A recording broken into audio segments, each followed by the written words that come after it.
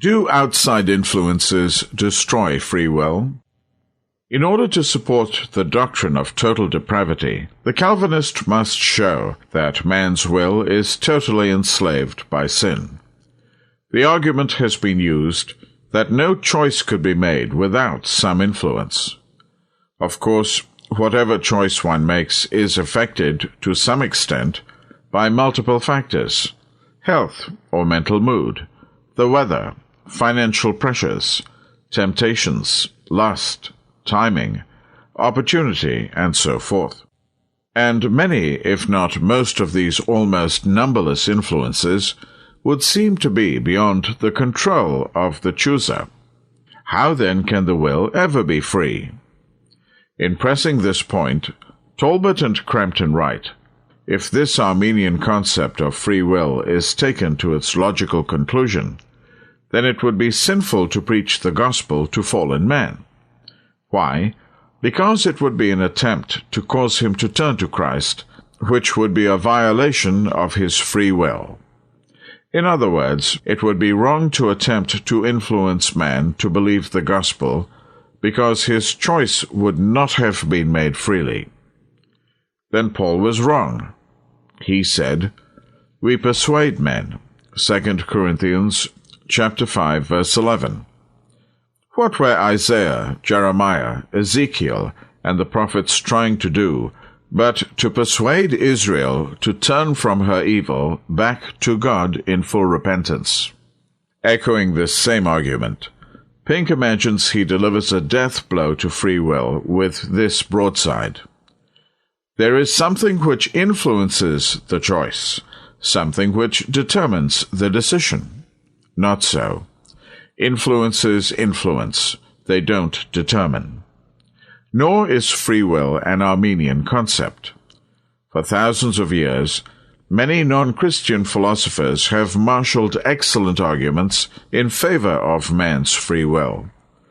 Further, the very fact that various influences are brought to bear while man arrives at any choice is in itself evidence that man has a free will. If man had no will, there would be nothing for these influences to influence. Influences don't make decisions. The will takes into consideration all factors, and no matter how compelling any influences, that is, facts, reasons, circumstances, emergencies, contingencies, and so on, may have been, the will still makes its own choice, often irrationally.